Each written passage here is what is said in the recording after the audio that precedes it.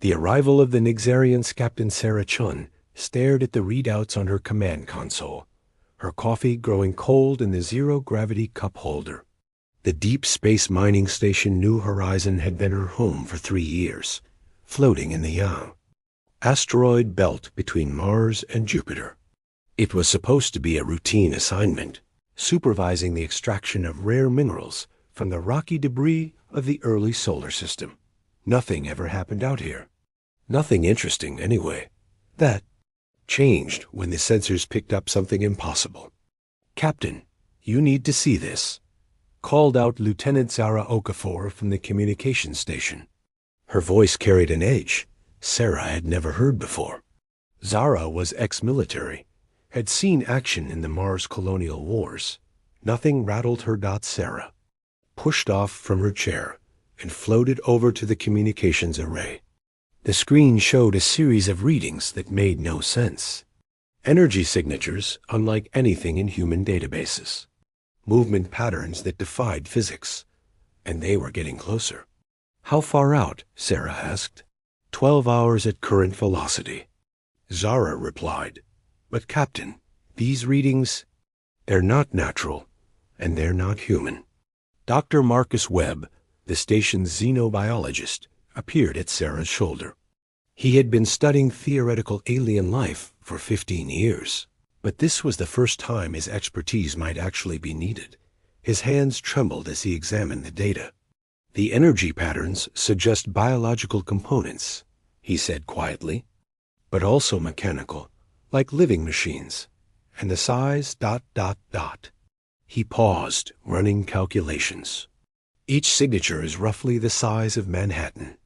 Sarah felt a chill run down her spine. First contact protocols existed, but they were theoretical. Nobody really expected to use them. The galaxy seemed so empty, so quiet. Human expansion had encountered asteroids, gas clouds, and dead planets. Never life, never intelligence. "Send a standard greeting transmission," Sarah ordered. "All frequencies. Let them know we're peaceful." The reply came faster than light speed should have allowed. The main screen flickered and filled with an image. That would haunt Sarah's dreams for the rest of her life. The creature that appeared was tall and skeletal, with too many joints in its limbs. Its skin looked like polished black metal, but it moved like flesh. Multiple eyes glowed with sickly yellow light, and when it spoke, its voice seemed to come from inside their heads rather than through the speakers. "I am Harvester Prime Vexton of the Nigxarian Collective," the creature said. "Your species has been evaluated. You possess the quality we require. Surrender will reduce suffering. Resistance will increase the harvest." Sarah found her voice. "This is Captain Sarah Chun of the human mining station New Horizon. We come in peace. What do you want from us?" The creature's multiple eyes focused on her through the screen. When it smiled, Sarah saw rows of needle-sharp teeth. "We consume fear," Vexton said. "Terror. Despair. Your species produces these emotions in abundance. We have observed your entertainment, your literature, your history. You are afraid of the dark, of death, of being alone. You create monsters in your imagination and then fear them. You are perfect cattle for our needs." The screen filled with images of Earth, its cities, its 7 billion inhabitants going about their daily lives, unaware that they had just become prey. "We will harvest your fear gradually," Vex then continued.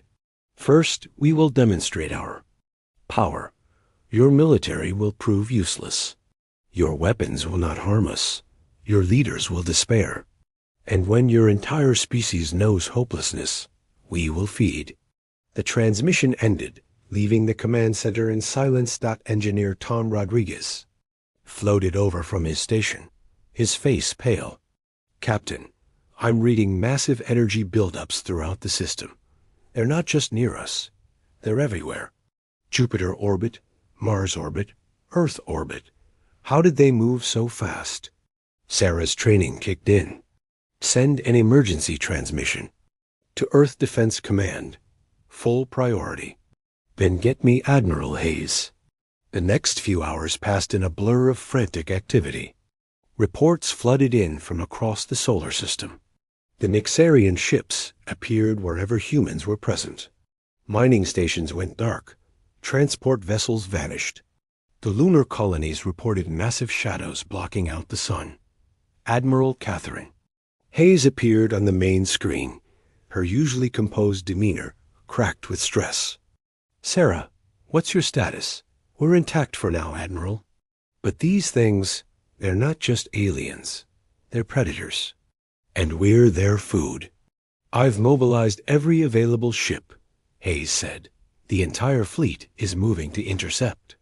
We'll show these things what happens when they threaten humanity.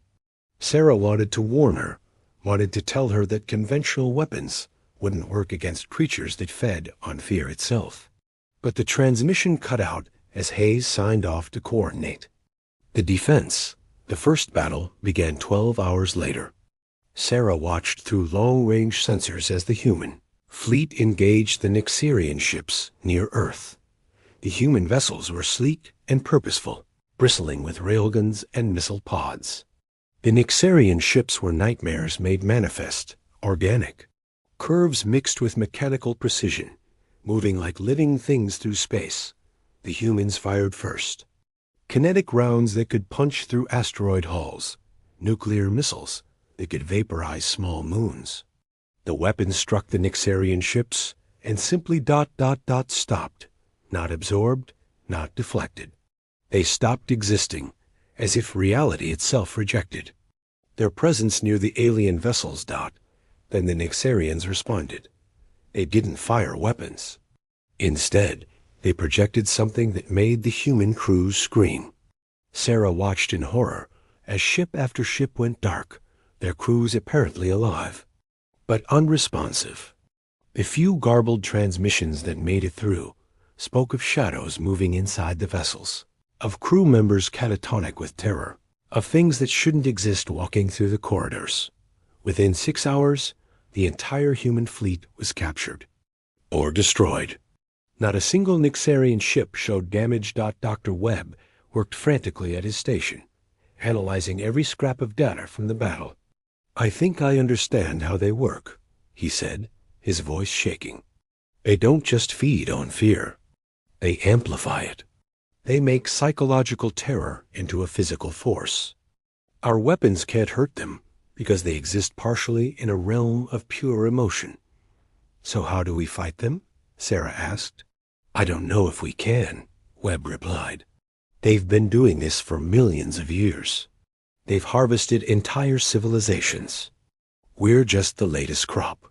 The answer came from an unexpected source. Tom Rodriguez had been monitoring alien communications, trying to understand their technology. What he discovered changed everything. Captain, I've been listening to their internal communications. They're not just talking about harvesting us.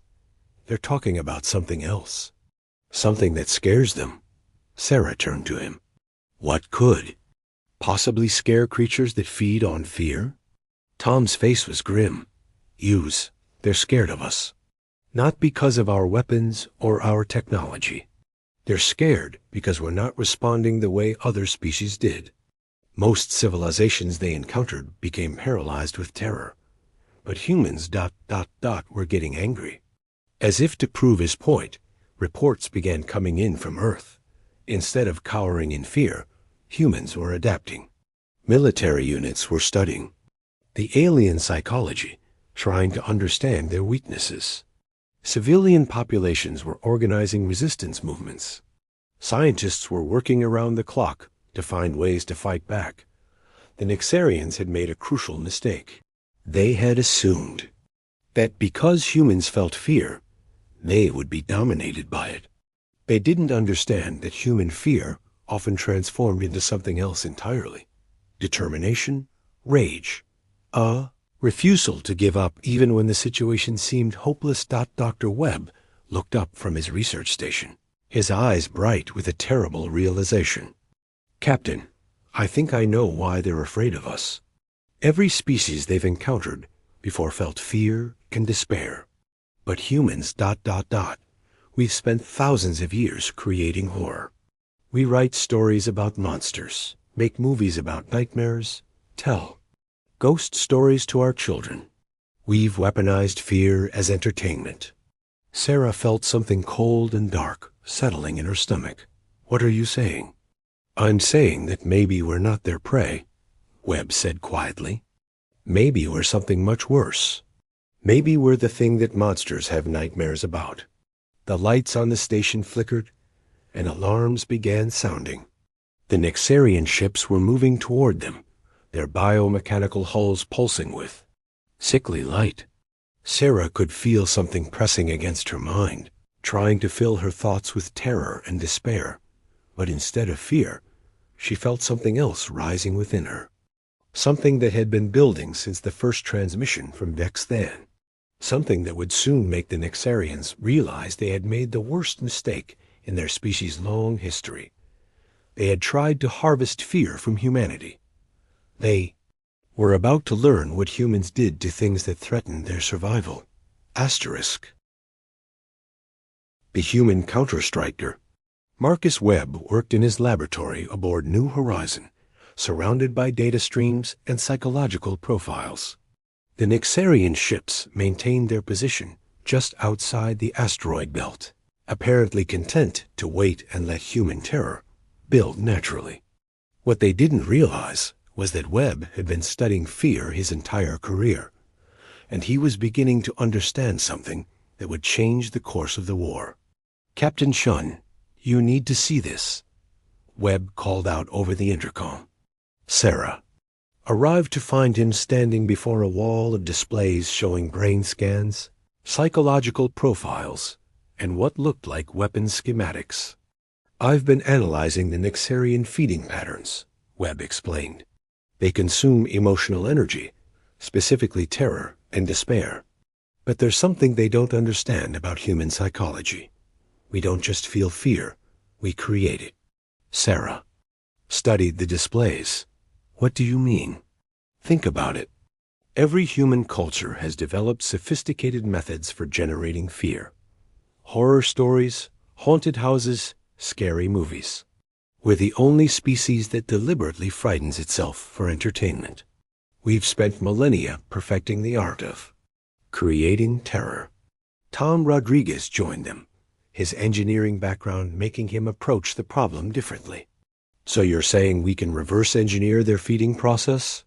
Exactly, Webb said. If they can project fear as a weapon, we can project it back. But humans have something they don't. Imagination. We can create fears they've never encountered, nightmares from our own minds that their species has no defense against. Sarah felt a chill of understanding. You want to turn our creativity into a weapon. I want to show them what real monsters look like. Webb replied. The first test came when a small Nigxarian scout ship approached New Horizon. Instead of trying to fight it conventionally, Webb activated his experimental system.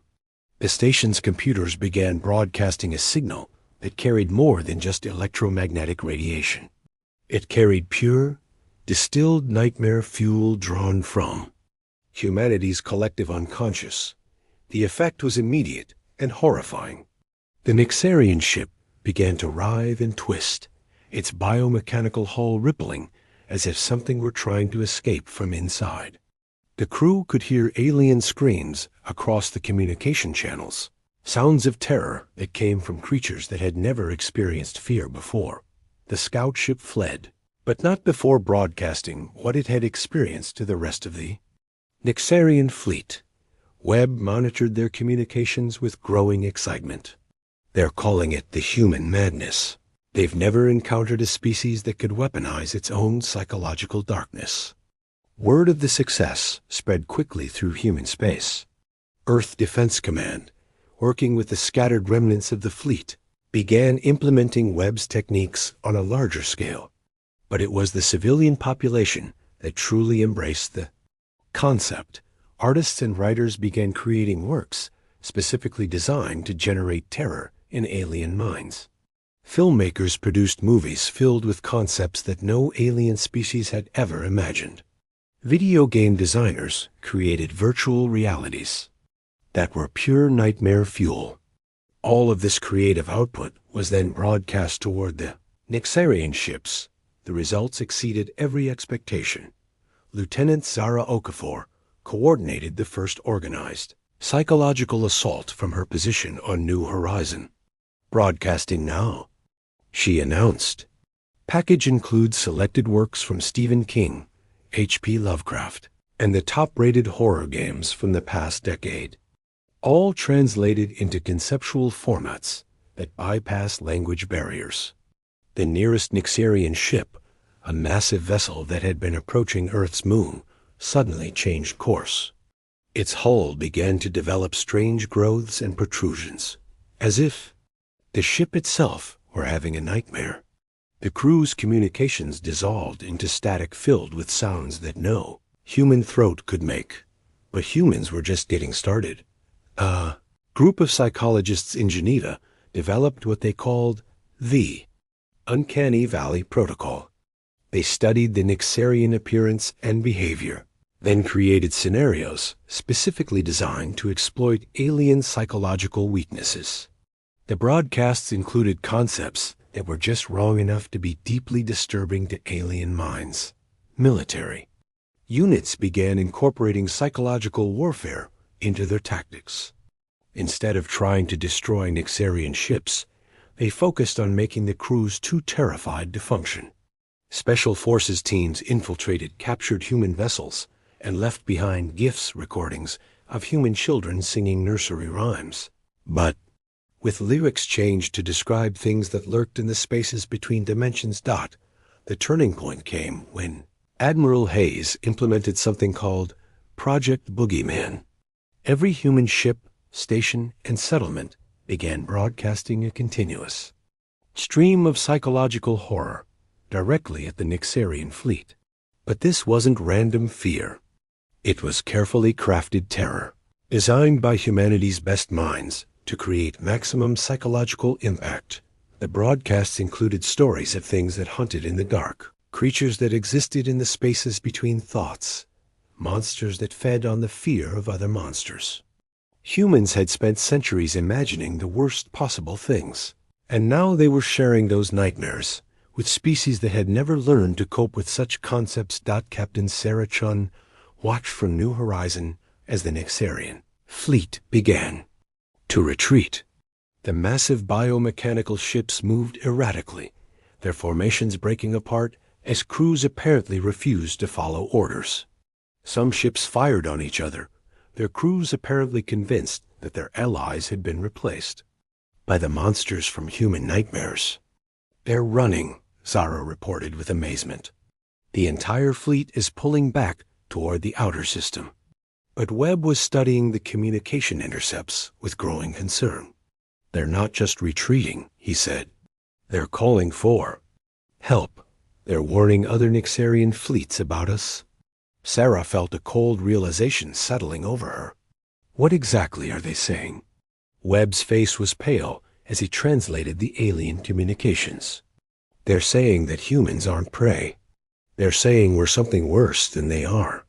They're warning other species to avoid our space, because we're—" He paused, struggling with the translation. "Because we're the things that nightmares have nightmares about."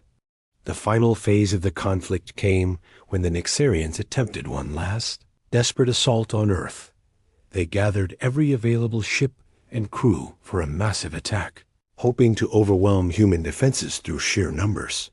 They were met by something they had never encountered before, an entire species that had weaponized its own creativity. Every human on Earth participated in the defense. Children drew pictures of monsters that ate alien invaders. Teenagers created memes that somehow managed to be genuinely terrifying. Adults told stories that made cosmic horror seem quaint by comparison.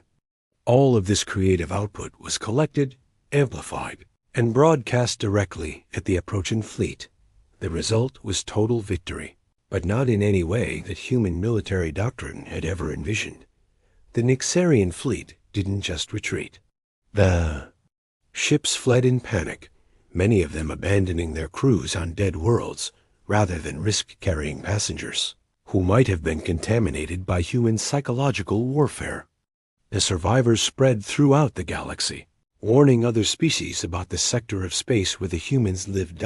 In the aftermath, Dr. Webb compiled a report that would reshape humanity's understanding of its place in the universe. "We always thought we were weak because we felt fear," he wrote.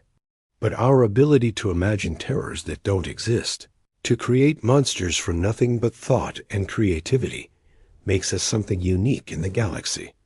We're not just predators. We're the things that predators are afraid of." Admiral Hayes sent a final transmission to the retreating Nigxarian fleet. It was simple and direct. Tell the galaxy that Earth is off limits. Tell them that humans live here.